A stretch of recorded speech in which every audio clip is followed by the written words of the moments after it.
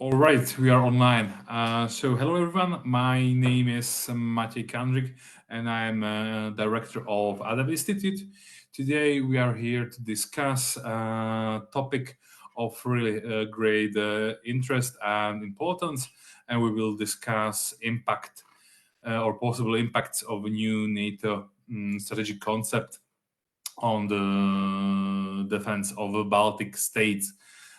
First, we begin with a short presentation of a paper published by our external analyst and good colleague Adam Potočňák, who is also a research fellow at the Center for Security and Military Strategic Studies at the University of Defense in Brno. Adam authored for us this policy paper, which is discussing the implications of new strategic concept for defense of Baltics. Later on, we will be joined by Jamie Shea, who is a university professor at the University of Exeter and former deputy assistant to the Secretary General to emerging security challenges in NATO. So, Adam, if you are here with us and you can hear us, please, floor is yours, and I'm looking forward to your presentation. Okay. Hi, everybody, and thank you for having me. I will start my presentation or the presentation of my long read, my paper, with a little bit seeing back to the reflections of NATO Strategic Summit in Madrid. The summit definitely will be, and righteously will be, remembered as a historic summit because of two reasons. First, it's soon to come acceptance or enter of Sweden and Finland into alliance, and the second point, probably no less important, is adoption of the new NATO strategic concept after 12 years. The last one, the previous one, was adopted in 2010. And what's typical for, or what's the most important aspect of this strategic concept is that it kind of bring NATO and NATO focus back to its roots, to focus it on a collective defense and deterrence. Of course, two other big areas, big aspects of NATO, like cooperative security and crisis management and prevention, they are still high on the agenda, but collective defense and deterrence definitely topped the agenda. Of course, it all enacts from the developings since February 2022 and Russian invasion to Ukraine. When it comes to Baltics, Baltic or leaders of Baltic countries, presidents, prime ministers of Estonia, Latvia, Lithuania, and also Poland, which is not a Baltic country as such, but still it belongs to the same group. They all have been advocating for a far wider and bigger and more significant, more robust NATO defense presence on their territories, especially after what we all saw, what happened in Bucha, Irpin, all those atrocities committed by Russian troops against innocent civilians. All these countries, all their representatives have been advocating for more robust military presence within their territories.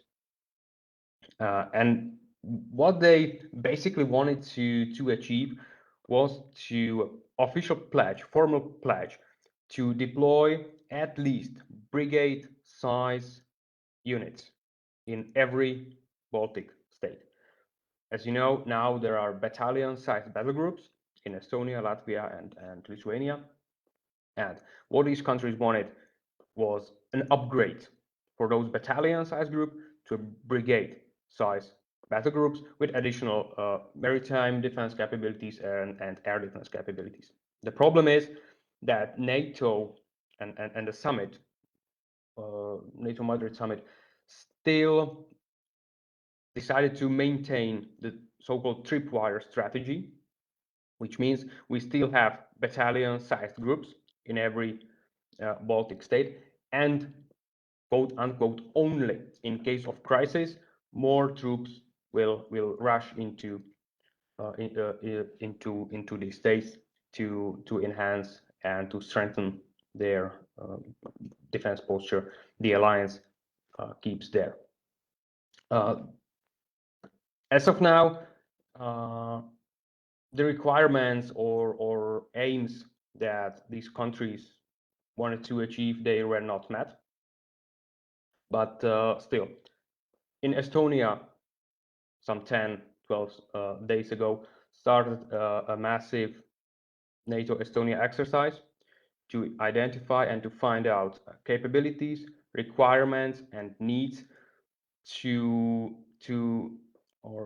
that are needed to host strengthened troops, brigade-sized troops in case of crisis, in case of necessary. As a second best option, and this is what I argue in my paper, is okay, if NATO didn't hear out, or the summit didn't hear out those requirements from Baltic states to deploy brigade-sized battle groups, then we have a plan B, or let's call it second best option. With Finland and Sweden being accepted and enter the alliance soon, the alliance should really strive for creating and constructing a joint, an integrated whole defense system, defense posture, kind of Nordic-Baltic defense system, with creating Baltic Sea as a quote-unquote NATO lake. And of course, in case of crisis, no-go zone for Russia, even though there is still Kaliningrad Oblast. But what I argue in a paper is that, okay, if Baltic states are there to stay with only battalion-sized battle group, fine. I still think that's this could be a mistake, because that way the deterrence of these countries, of the whole region, will not be that strong as it could have been. But still, okay, if there is only battalions are to stay, fine. Let's focus on integrating Nordic and Baltic defense into a joint cooperation system within the NATO. And of course, this all requires more logistics, more military mobility, more, of course, exercises, more interoperability exercises, and so on and so forth. Once Sweden and Finland are in the NATO as a full members, which shall be probably at the end of this year, at the very beginning of the next year, we will see. This construction of a joint defense posture, defense system in the region should start, because there is a strong argument on the side of Baltic states. Look what Russian troops committed, those atrocities in Ukraine. We just really cannot afford to lose an inch of our territory to Russian forces. Eventually, should they attack any day and expose our citizens to those atrocities, to those hypothetical atrocities by the Russians. So this is like a main argument from my paper. Okay, if there are not going to be brigade size or even division size battle group, because I remember that Estonian Prime Minister asked or wanted originally to have a divisional size enhanced forward presence force in Estonia and other Baltic countries. Okay, if this is not going to happen, which obviously is not, then let's do our best and try to integrate as much as possible Baltic state defense and Nordic state defense, which should be enabled by Sweden and Finland during the alliance. And as a second or third topic, there is more to the paper, but there are not only direct military threats those countries are facing, there are also non-conventional threats. Hybrid, first of all, and also, unfortunately, nuclear, because we have been seeing from the very first day of the Russian aggression against Ukraine is nuclear saber rattling from Russian media presenters, quote-unquote journalists, political representatives. Dmitry Medvedev is especially vocal on this. So what not only Baltic defense and deterrence system needs, but entire eastern flank, let alone entire NATO as an alliance, is more robust and more brazen deterrence system against nuclear threats. I know that experts in the US are now hastily and at the still in process of writing a new nuclear posture review.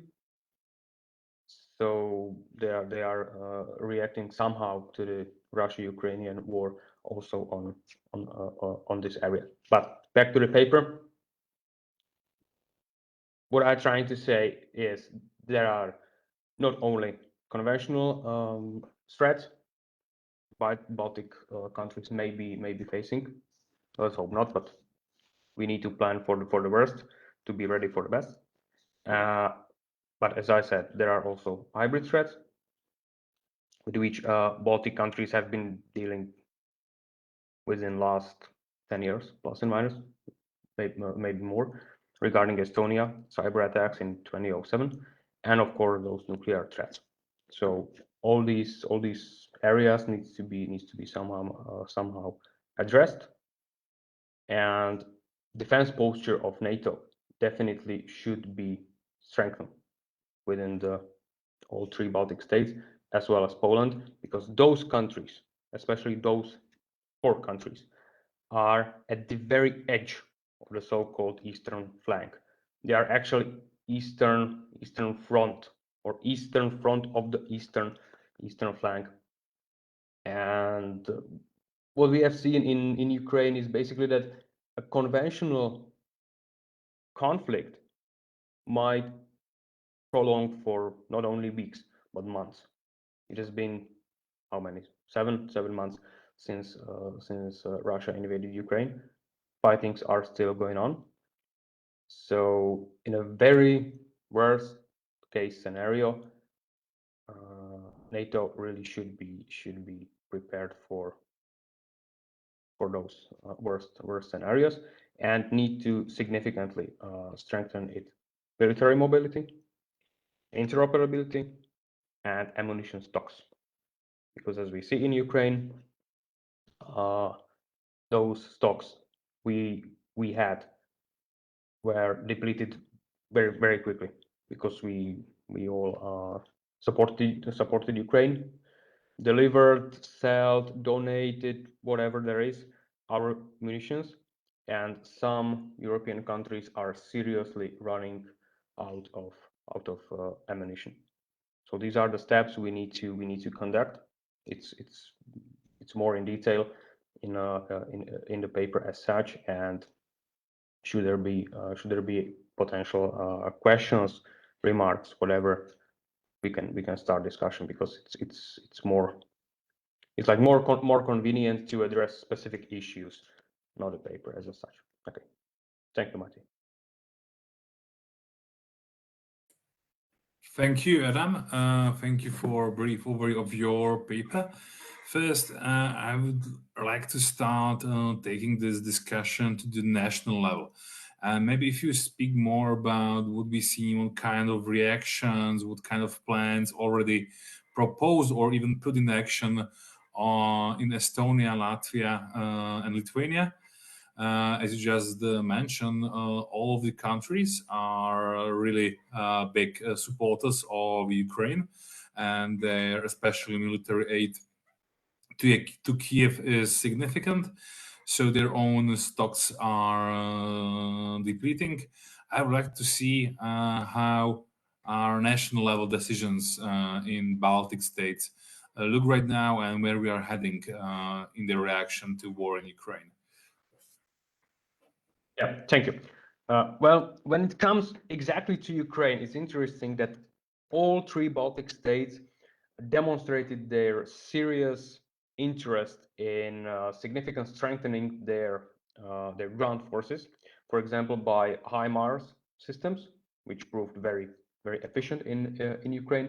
Also, air defense systems, maritime defense systems, infantry fighting vehicle. All those countries are interested in buying more hardware.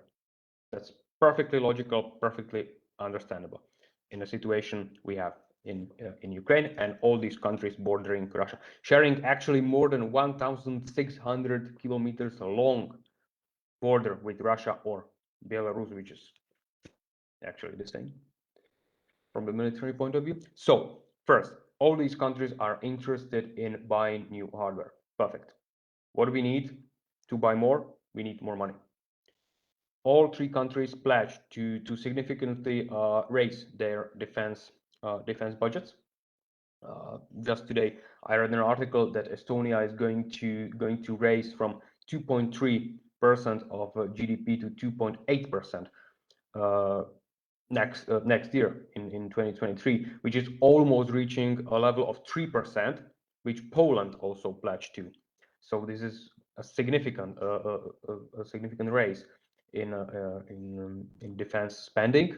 Latvia is going to renew conscriptions. They wanted to summon up at least 7,000 people yearly, no later than 2026. So these countries or their representatives and military planners, I think they very well and very properly understand what they really need. They need more, but unfortunately they need more of almost everything. They need more troops, they need more hardware, they need more logistics, more ammunition, more stocks, more interoperability, and more exercises with partners, which is perfect because these exercises are being conducted. Just today or yesterday, an exercise started in Estonia. There are more actually planned, especially in Estonia, because Estonia somehow leads the race to enhance its military capabilities right now. So as you can see, all these countries very well and very much realize what they need, and also based on developments on the battlefield in Ukraine, and they are definitely going for it. Thank you, Adam. And now I hope you will allow me. I would just maybe wander a bit beyond the scope of the paper and ask you about Poland. Poland certainly is another key country in defending eastern flank of NATO in general, but also regarding the defense of Baltics, especially when we speak, and I guess you will speak a lot about the Suwalki corridor.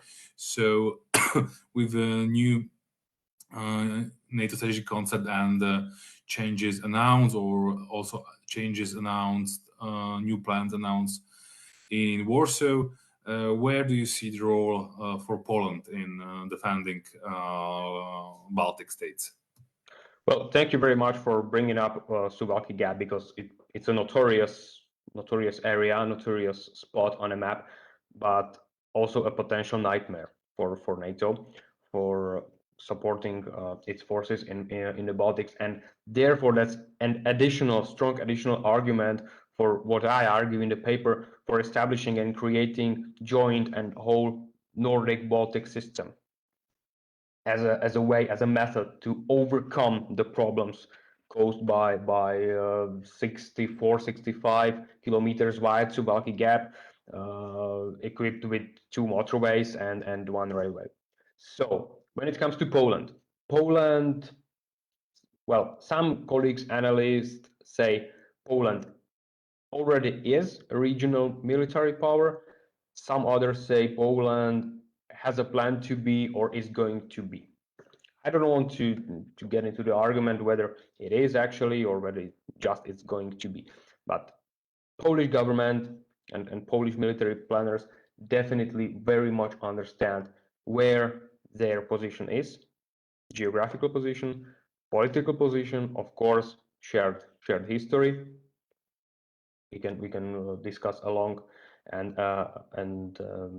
very much about Polish-Russian historical relations and the reasons why Poles have their opinions and stances toward Russia as they have. So when it comes to Poland and their defense posture, Poland is kind of becoming a backbone of defense of the whole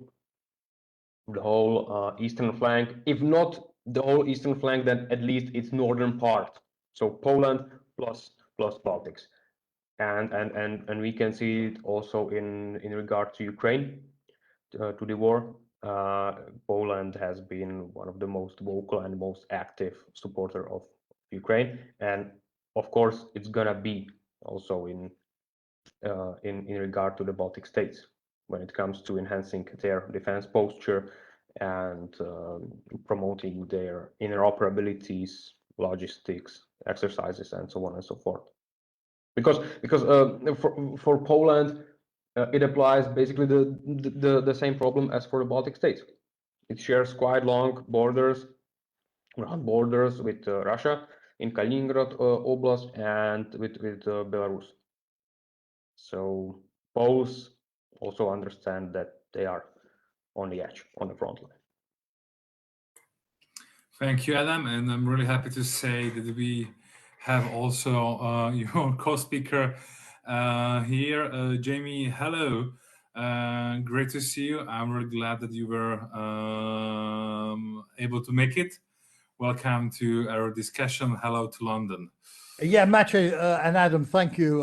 Greetings from London. I sincerely apologize. I had, unfortunately, a mix-up with timings today, and suddenly found myself in the position that even I am not able to manage, of needing to be in two places at the same time.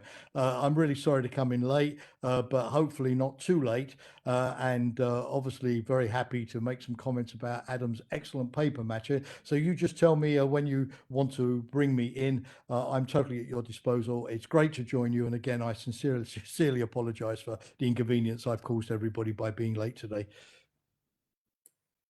Absolutely not a problem. We are still very happy to have you, and I would like to let you organically fit you in.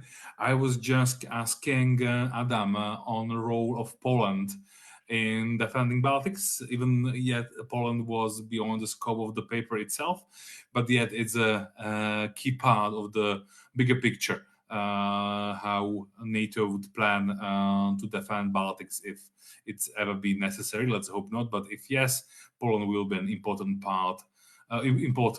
actor in doing that. So if you can share your thoughts and ideas about the role of Poland in defending Baltics, and then you can go and share your comments on Adam's paper at whole, as we already went through his presentation of his work. Well, thanks again, and thanks for inviting me. I had the real pleasure of working with Adam. I mean, he wrote the paper, and all of his ideas are his.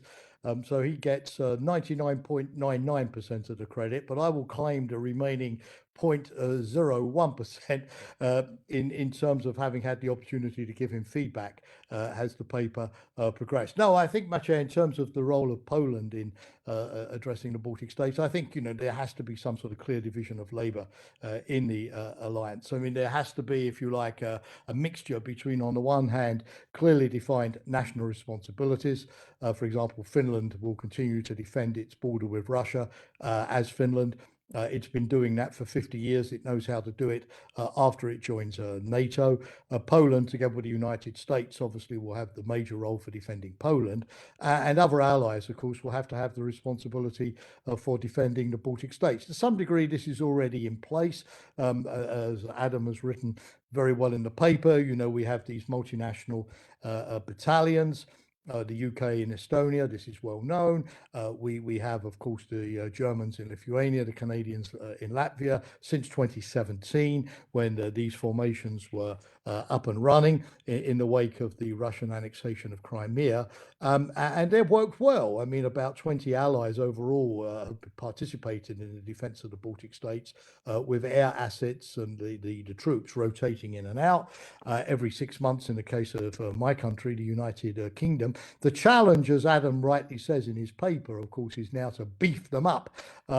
Just to give you a little example, there's a story in the Times of London today, which is quite alarmist, which is UK pulling 700 troops out of Estonia.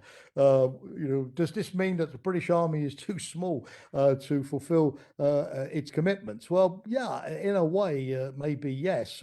But the problem here is that, we had a situation after February the 24th when many allies, including the United States, deployed additional forces to Poland and the Baltic states to reassure those allies after the Russian invasion of Ukraine. They weren't meant to be part of the permanent rotational forces, if you like. They were add-ons, and of course, now the governments are particularly given the Russian military situation in Ukraine, are starting to, like the UK, pull them back. But it does, of course, create the impression that maybe the commitment is declining. So I think we need to be pretty clear about the balance between forces that are committed more or less on an open-ended rotational basis and additional forces that are sent temporarily for a crisis situation. But I would not expect, frankly, Poland to play a major role in the defense of the Baltic states. Hanging on to the Suwałki Gap is one thing. Poland is a major country, a very large country, in many respects, apart from certain areas, a rather flat country. It's been a battlefield for centuries.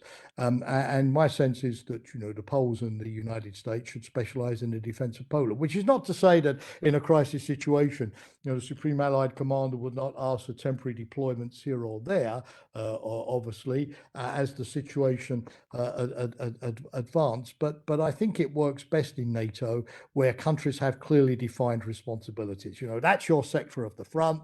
We had this during the Cold War. This is your sector. Your role is to defend this. That's your commitment. We're going to judge you on this, because to even with the United States, to expect allies to be defending everybody at the same time suggests to me a very symbolic presence, which really would not be credible in terms of the collective defense requirements, which Adam is pointing to in his paper. And we should make sure that the allies that have those commitments then put in more heavy armor, more supplies, more ammunition. For example, with the battalions, we're talking now about upgrading them to brigades, given the heightened threat. That's what we should be looking at, rather than trying to move everybody around all the time. Anyway, I don't know if I answered your question, Maciej, but that's my view of that. Adam may disagree, but that's what I think personally.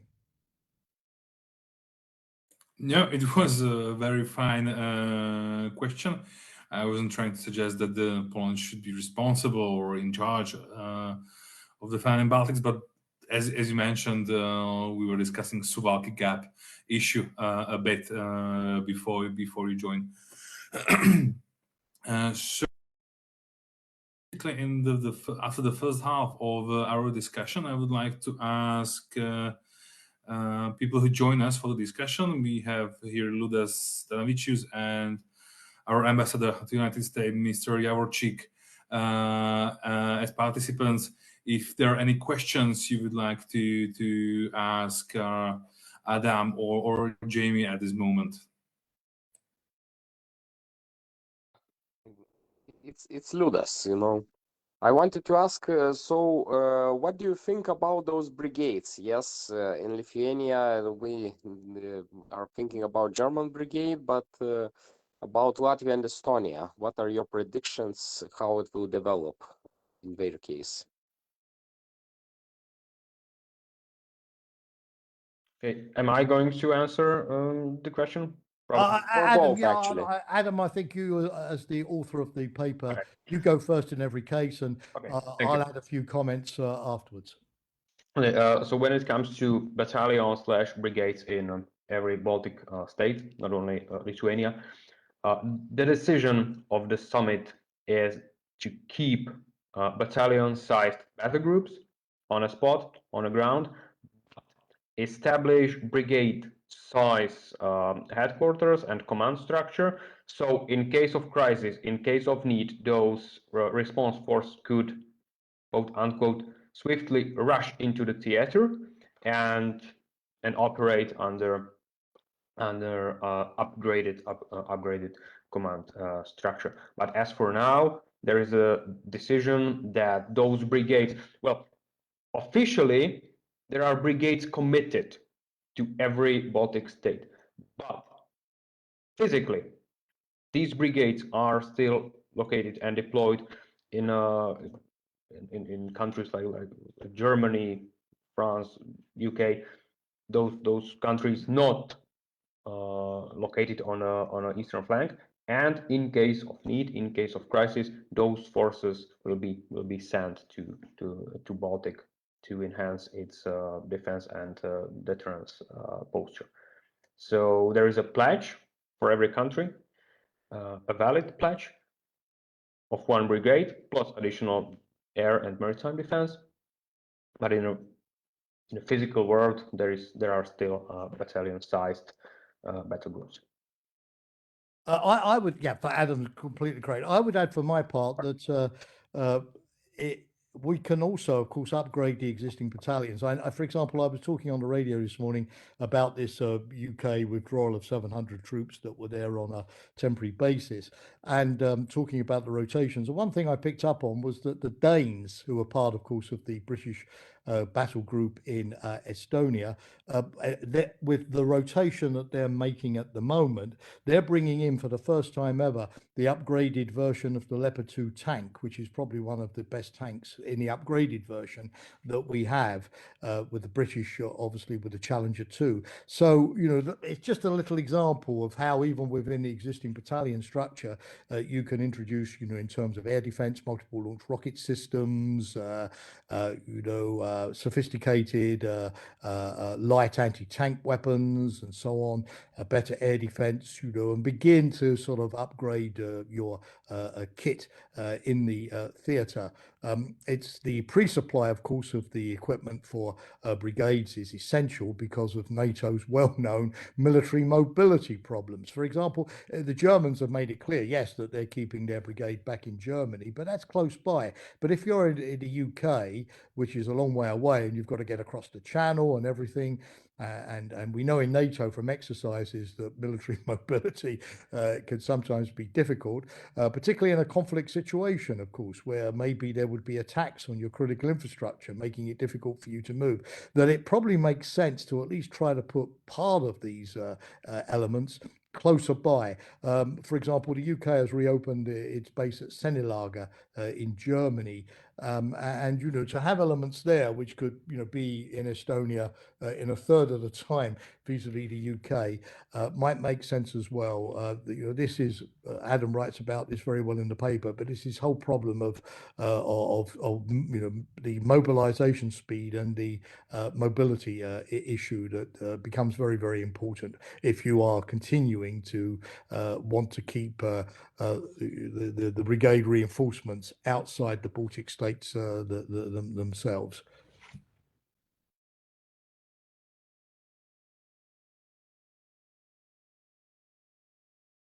Thank you. Are there any other questions right now?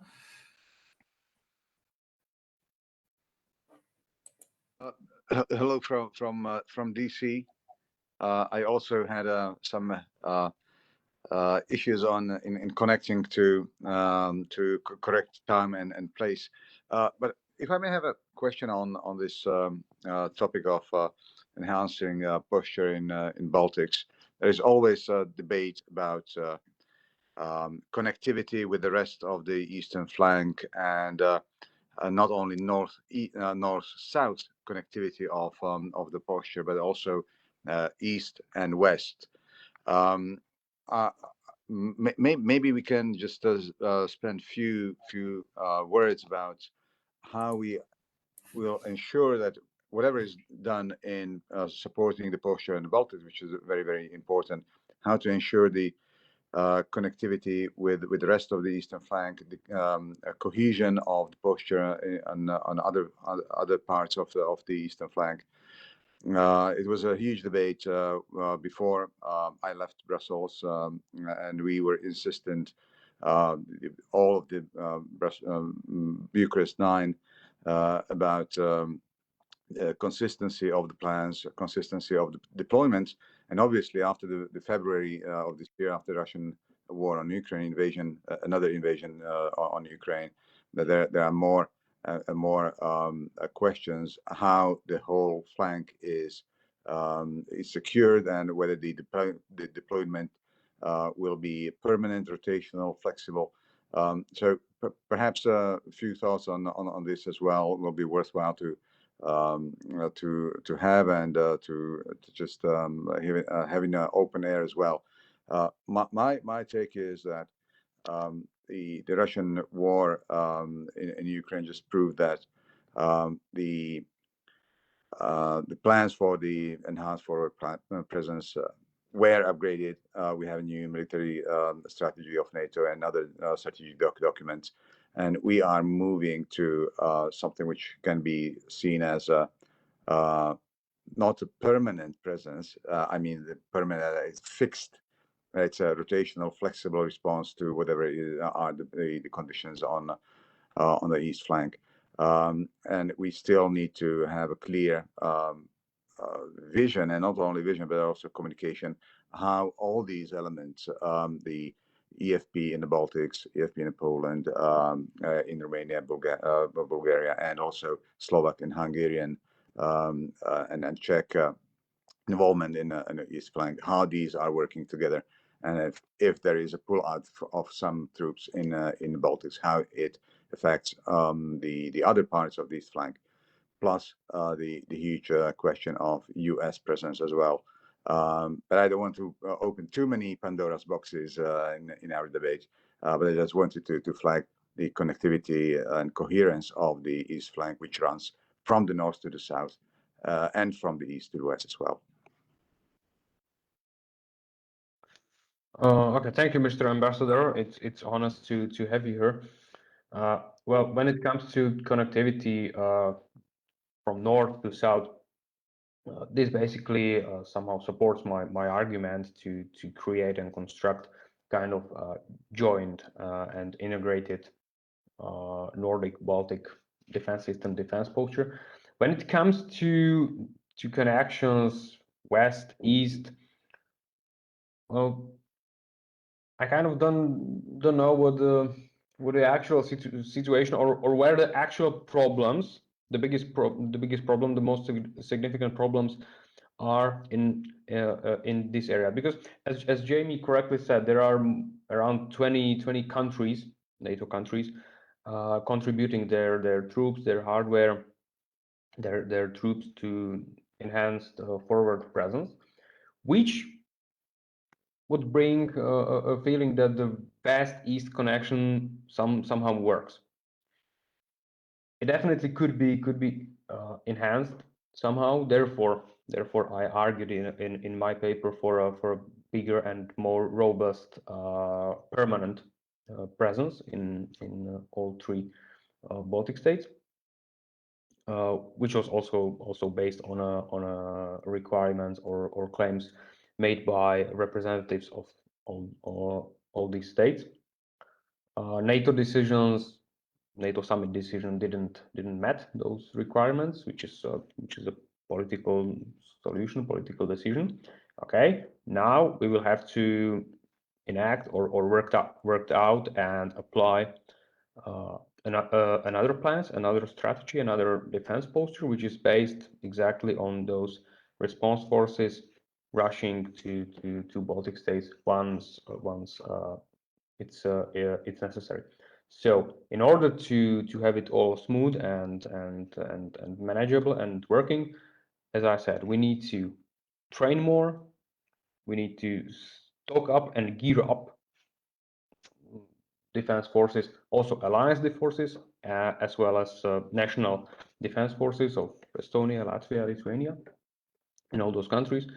And we need to grossly, significantly enhance our military mobility, which also partially answers your question about west-east connection, because that's a very big, very important piece of homework to do.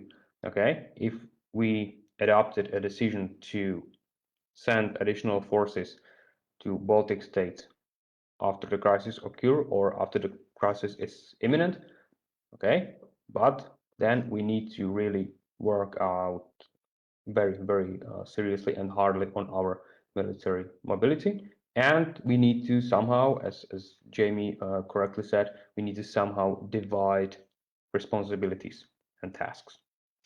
So all those countries from the West, Germany, France, UK, Netherlands, we can name it. So everyone was always aware what's his duty in case of crisis and how to manage it, which forces or which units sent to Baltics, or how in other ways, in other methods, contribute to the common cause.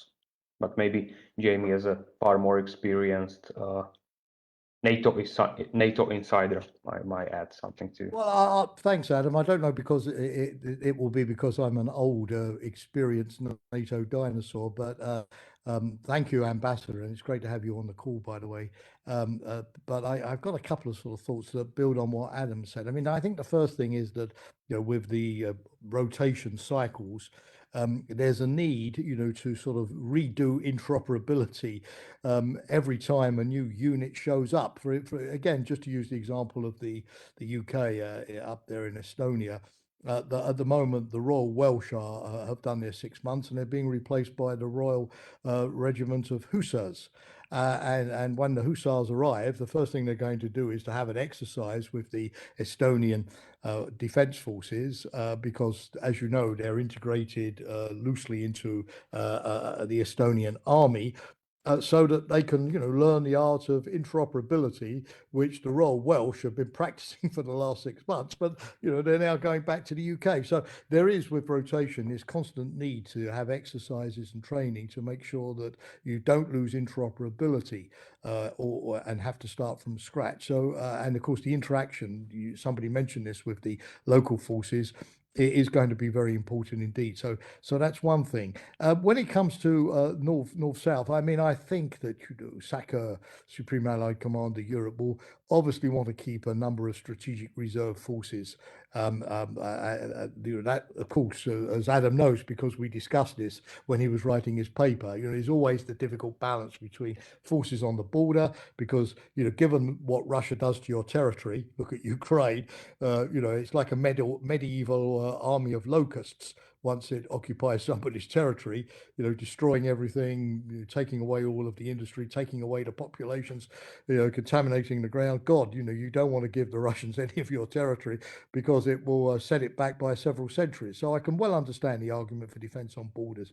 We all know, look at Ukraine again, that when you lose territory, it's not easy to regain it. So best to deny it to your adversary in the first place as much as you can. So I fully take that point. But given now that, NATO's flank, with Finland and Sweden joining the alliance, with, of course, as you rightly pointed out, Ambassador, the emphasis now on the Black Sea region with the 4 new multinational battalions, SACEUR probably, will want to have if not the NATO reserve force in its additional size, or a strategic reserve, but something probably positioned, in east Western Poland, or the eastern part of Germany or somewhere, to be able to determine, where the center of gravity would lie, and where obviously he would want to be in a position to reinforce. And you can't do that, of course, Ambassador, as you know very well, if all of your troops are on the border, where they're much, fixed positions, much more static, much more complicated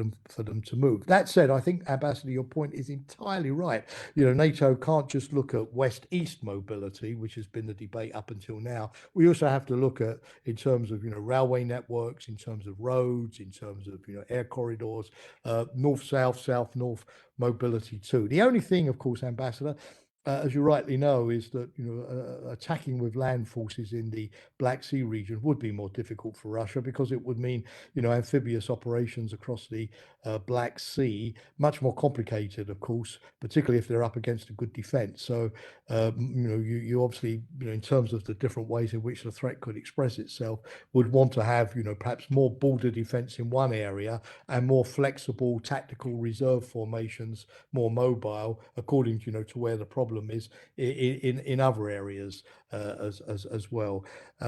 Coming to Finland again, I know you were talking, Ambassador, about the Black Sea, but coming to Finland, the Finns with their 7 armoured brigades seem quite confident that they can continue to defend their border.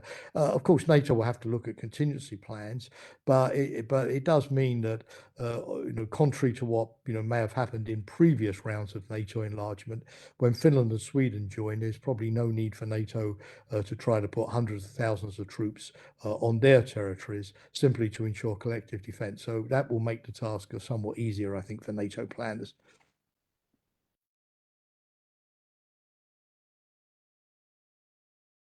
Thank you for your answers, gentlemen.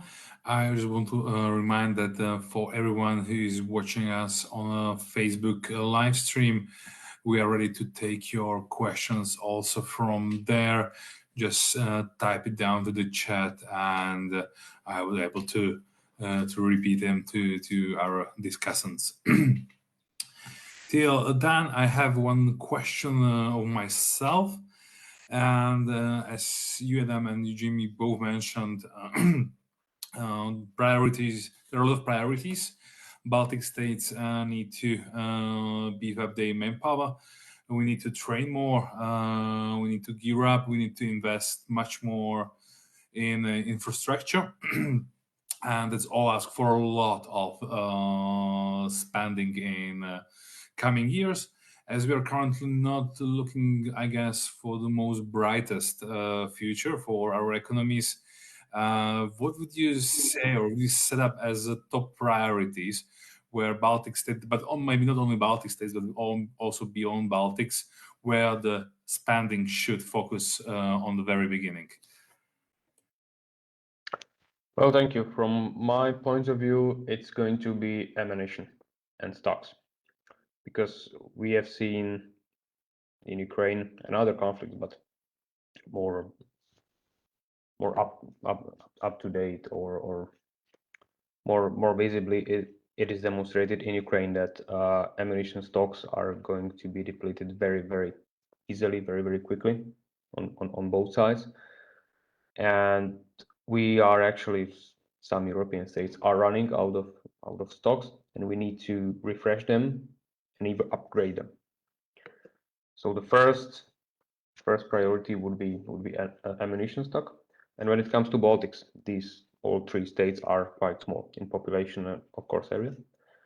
And so correspondingly, their national defense forces, armed forces, are also very small, minuscule, basically.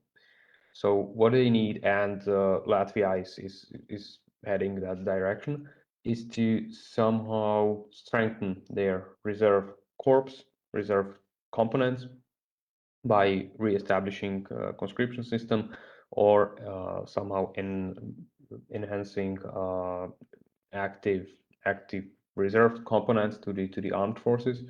So there definitely would be priorities. Both this experience are coming from Ukraine.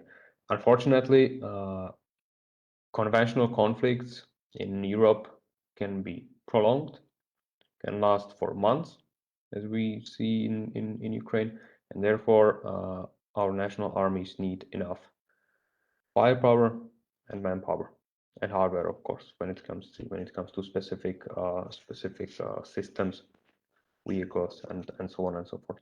So from my perspective, and it's this is also demonstrated by acquisition activities by all three Baltic states, that actually this is their way to go and to strengthen their national defense. So firepower and manpower, basically. I have to agree with Adam on that. He sort of stole my thunder, because clearly a lesson of the Ukraine conflict is that, we may have fantastic weapon systems like HIMARS, but if we can't produce them quickly in sufficient quantity to replace the small numbers that we are giving to Ukraine, then we're not going to sort of hold the Russians back for very long. And the Ukraine lesson has been a real wake-up call when it comes to exactly those stocks. You use up thousands of these things every day. In that respect, warfare has not changed. Think of the great shell crisis of 1915 on the Western Front during the First World War. So we're going to have to look at that. And when the French, for example, give some Césaire artillery systems to Ukraine, and then President Macron, turns around and orders 6 more and is told it's going to take over a year to produce and deliver them, then clearly, you've got a problem. So NATO, I think, really needs to get a grip on an industry strategy to see what we do, to incentivize industry, to reopen production lines, to keep teams in place, to keep components in place. We're going to have to replenish, in any case, in their own armies, all of the equipment that we've given to Ukraine. And Ukraine, if the war goes on, will probably need a lot more of this equipment over the next couple of weeks as well. So we really have to look at that very seriously. And I think Adam is completely correct. But I'll say a few more things, if you don't mind, Adam, just to add to what you said. I mean, what we've seen in Ukraine is that the Russians basically are a missile force with an army. They've been totally reliant upon these missile strikes deep into Ukraine against all kinds of targets, notably civilian. Their air force, they've tried it, not been particularly successful. Now they're using Iranian drones. They've used their own.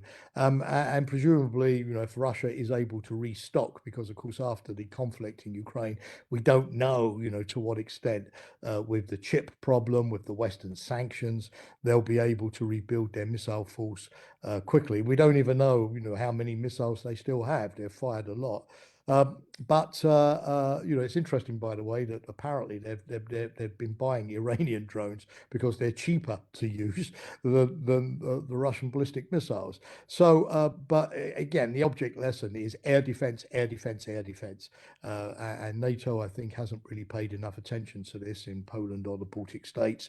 A real top-range missile air defense system that can shoot all of these things down, or most of them, before they reach the targets. Because, there's absolutely no doubt in my mind that Russia will do exactly the same in terms of striking infrastructure, hospitals, maternity clinics, dams, civilian targets. It's the strategy of chaos.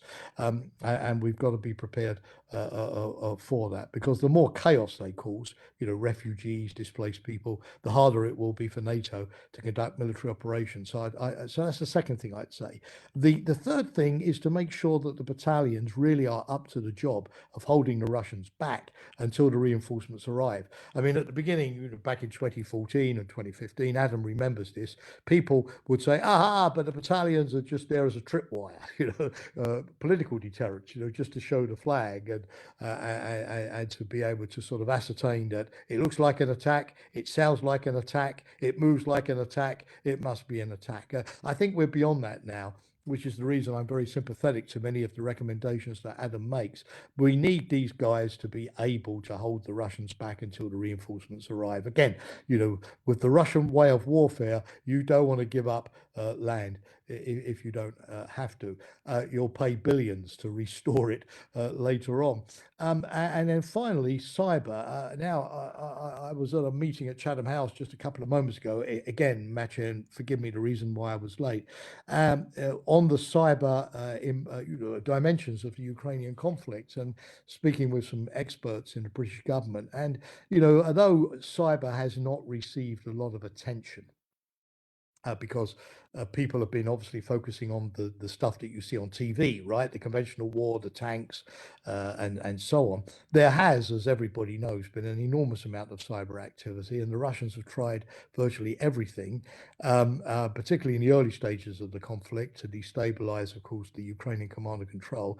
But the Ukrainians, through their own expertise and through a great deal of Western help, have been managed quite successfully to parry a lot of these attacks. And of course, in the Baltic states, Estonia, you're talking about countries that know a lot about cybersecurity and so on. But the lesson, of course, is no complacency. The Russians still have quite a capability. They'll try to do the same against us, and we don't want to be caught vulnerable to this kind of digital interference or electronic warfare, whereby the Russians might be more successful. You see, the Ukrainians are good at it because the Russians have been attacking them for years. So, it's like playing Roger Federer tennis every day of the week. You get good at it after a while because you're playing against the best.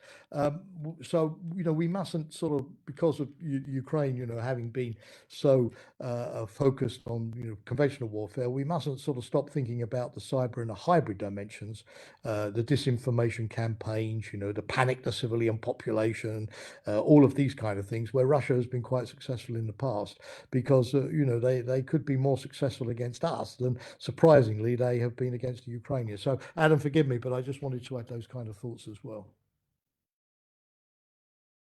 If I may add a few pieces of wisdom, and it's very hard after Jamie and Adam, but three quick points. Fully agree.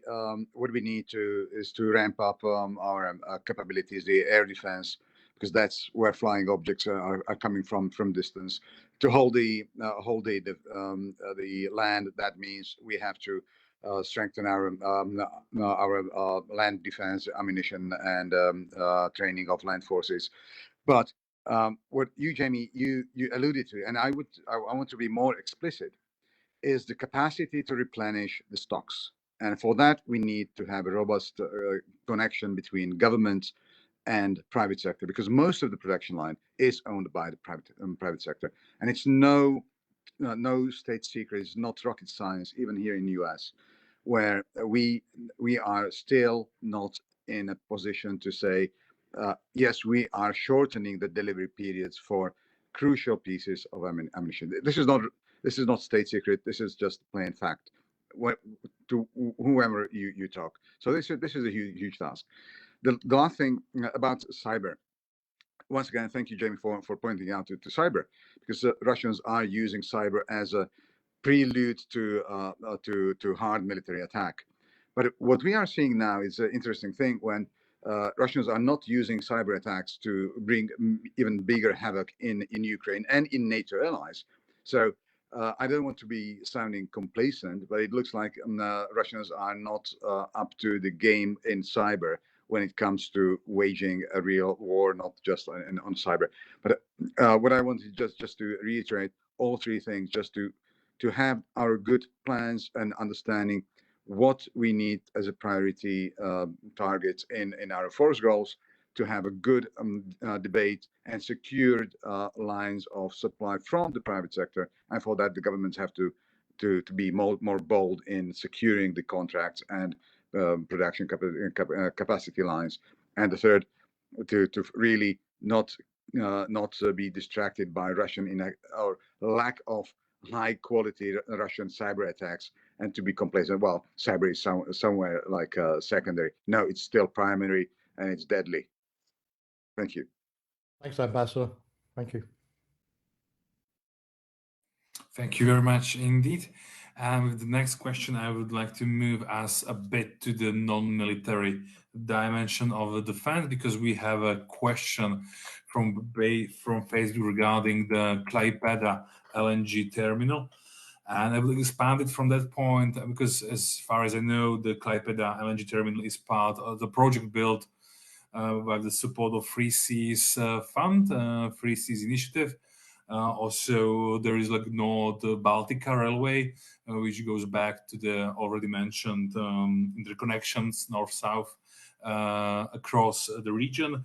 So from time to time, we can see that this additional layer of resilience, much needed for defense efforts we are discussing, are coming from private sectors and from projects or initiatives which are new, are not primarily meant as a defensive one, but to enlarge prosperity, interconnectedness, infrastructure across our region. I would like to ask, which areas of this like non-military support for the defense in Baltics regarding their resilience or from energy or hybrid threats Adam mentioned in the very beginning of his presentation, which would you pinpoint as the most important? Which sectors of non-military support to defense you see as a crucial nowadays for defense of Baltics? Well, I have to apologize because I'm not an energy expert, but from what I know is that Estonia and Latvia are still quite sensitive and somehow being easily harmed because of they are still connected to the Russian power grid. So the power is coming there from mainly from Russia. So when it comes to energy, this could be a serious problem for those countries. When it comes to opening LNG port in Klaipėda, well done. We as a Europe or NATO, Eastern flank, we need to seriously diversify not only sources but also ways.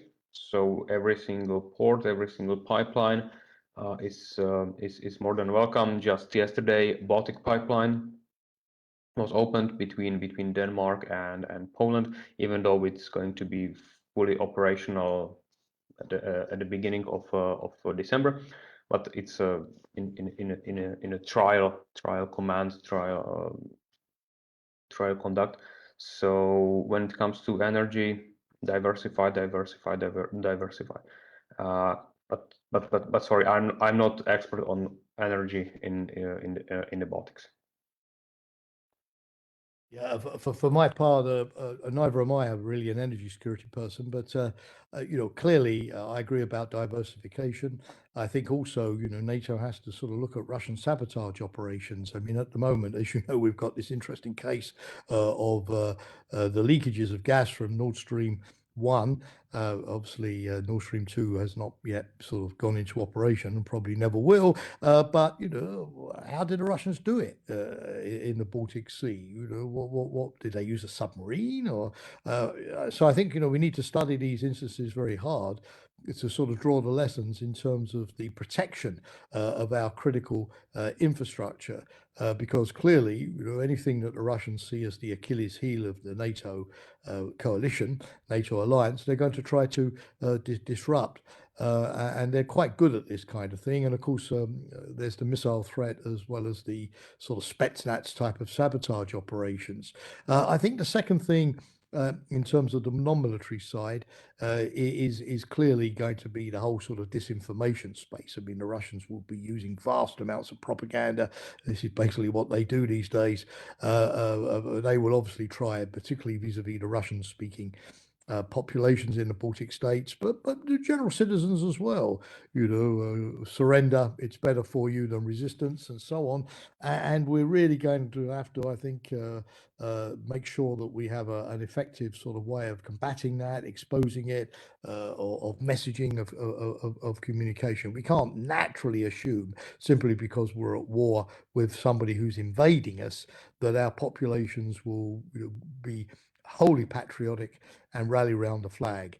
There will be segments of the population that will be defeatist, as in any war, won't see the value of resisting, which will be receptive to Russian propaganda. So we need to take look at that and how we do it. That means, of course, working with local media, with the European Union, institutions that are involved in sort of actively fighting disinformation, exposing the source of the disinformation, naming and shaming. But to my mind, that's important. I think the third thing is going to be the humanitarian crisis. I mean, the problem for NATO is that the NATO job is to fight a classical military campaign, and NATO troops cannot be diverted, dealing with fires at oil terminals, dealing with, like we saw in Ukraine, millions of refugees fleeing on the roads in their cars to other countries, with the medical care, with the food supplies for all of those people. Think of France in 1940, where the French army wasn't able to move north because the roads were totally clogged up with refugees, fleeing Paris and heading south. So my sense is that what NATO needs is a real dialogue with the EU, so that the EU forms a kind of civil protection force that is mobilizable to look after the consequences, the humanitarian consequences. So we don't have NATO soldiers obliged to build hospitals or to build refugee centers and being diverted from the key task, of course, which is fighting the Russians and pushing them back. So, my sense is that that's going to be sort of important as well. We need to look at the full spectrum and how we handle it, and where NATO soldiers are not best placed, make sure that we've identified who is going to take care of that. Different international organizations, medical groups, whatever, charities, humanitarian relief agencies, and the like. Finally, on the oil, yeah, I mean, I remember Afghanistan very well, where we had terrible problems with oil because it was expensive to transport it across Central Asia or through Pakistan into Afghanistan. The Taliban were perpetually disrupting the oil trucks. Eventually, somebody told me that you could pay $140 for a gallon of gasoline by the time it actually reached Afghanistan because of all the security costs. So I'm not trying to sort of come across as a sort of a green advocate here, although I do believe in the need to combat climate change. But the more NATO can think in the next couple of years, hopefully we have a couple of years, about how the military can reduce this critical dependency on oil in particular, which is vulnerable, which is expensive, difficult to protect. You think of ammunition dumps, and the more we can try to sort of operate using other sources of fuel. I'm not saying, Maciej and Adam, that you can fly an F-35 on biofuel or with an electric battery. No, clearly not. But there are other areas like electric trains and so on. Electric vehicles already in operation with batteries that are becoming more successful. So, let's not make it easy for the Russians by giving them a plate full of vulnerabilities on our side that they can exploit. Let's see how, where we can, using technology, we can reduce those vulnerabilities. If I could have a very brief follow-up to what was just said. Thank you, Mr. Ambassador, and thank you, Jamie, for bringing the information and influence elements to the debate, because it reminds me of my discussions just several weeks ago with Lithuanian and Latvian officials, that they're already really in action and trying to find a new methods, a new ways, a new narratives how to communicate with their, especially in Latvia, numerous Russian minorities, because as they estimate, Latvians, those people might not be openly pro-Russian, at least a vast majority of them, but the problem is they are not pro-Latvian or pro-European either. And for some reason, I don't know why, maybe it's culturally based, Russians love to watch TV. We know that in Russia, for vast majority of people, television is the main and primary and maybe the only source of information, especially state-sponsored or state-run TV stations. The same applies for Russians in Latvia.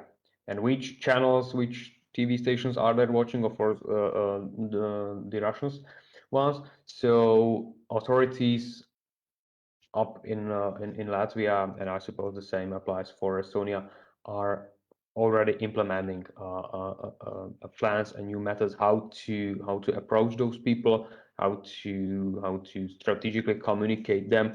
Also, not only via new platforms like social networks and internet applications, but also in a more standard, more classic ways, like through television or newspapers.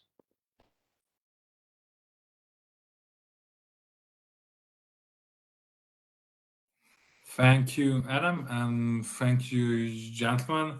We are basically at the end of our today discussion, It was my pleasure and honor to have you to discuss all these topics, and I'm very happy that in the end we also touched it from more broader perspective, as I'm quite recently a lot of thinking that our refocus on hard power and military security is becoming maybe too obsessive, and we shouldn't forget about the other things which are happening while we saw the tragic war ongoing in the Ukraine. So thank you both for having you and for your wonderful observation and insights shared with us. Thank you very much. Maciej, thanks to you. Adam, bravo again on a great paper. Again, apologies for being late, but really was delighted to participate. So from London, best wishes and greetings to everybody. Thank you also very much. Thank you, Maciej, for having me. And thank you, Jamie, for correcting and making remarks on my paper. I think that you definitely deserve more than 0.0.1 share of credit, because thanks to your corrections and remarks, the paper is definitely in a better shape as it used to be back in its original version. So thank you very much. It was a pleasure to cooperate with you, and I'm open, and I'm basically looking forward to cooperate with you anytime in the future. Thank you very much.